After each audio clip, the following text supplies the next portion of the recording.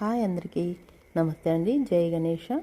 ఈ వీడియోలోనైతే నేను గరికతో మాలను ప్రిపేర్ చేశాను. ఆ గరిక మాలని ఆ గణపతికి సమర్పించానండి. వినాయక చతుర్థి రోజు ఈ గరిక మాలను ప్రిపేర్ చేసి ఆ వినాయకుడికి అయితే నేను సమర్పించాను. ఈ వీడియో ద్వారా దీన్ని ప్రిపేర్ చేయడము, అలాగే ఈ గరిక విశిష్టత కూడా మీకు కొద్దిగా తెలియచేయాలని ఈ వీడియో చేశాను. అసలు ఈ గరిక అనేది ఆ గణపతికి ఎందుకు అంత ఇష్టమో ఇప్పుడైతే మనం తెలుసుకుందామండి. ఎన్ని పూలతో పూజ చేసినా కానీ ఈ గరికతో, కొద్దిపాటి గరికతో మనం ఆ వినాయకుడిని ప్రార్థిస్తే చాలండి, చాలా చాలా శుభ ఫలితాలను మనకు ఆ గణపతి ఇస్తాడని అందరికీ నమ్మకం.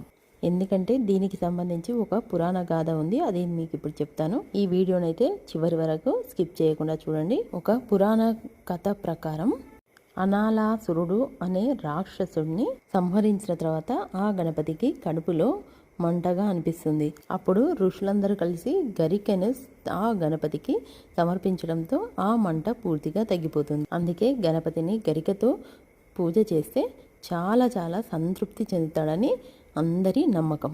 అందుకే వినాయక చతుర్థి నాడు 21 పత్రులతో పాటుగా గరికెతో ఖచ్చితంగా పూజ చేస్తారు. ఎటువంటి పూజను ప్రారంభించినా ఆ గణపతిని ప్రథమ పూజ్యుడిగా ఎలాగైతే ఆరాధిస్తారో అలాగే ఆ ప్రథమ పూజ్యుడికి గరికతో పూజ చేస్తే చాలా చాలా ప్రసన్నుడు అవుతాడు. ఈ చిన్ని వీడియో మీకు నచ్చినట్లయితే లైక్ చేయండి, షేర్ చేయండి, అలాగే సబ్స్క్రైబ్ చేసుకోవడం మాత్రం మర్చిపోకండి. Thank you for watching.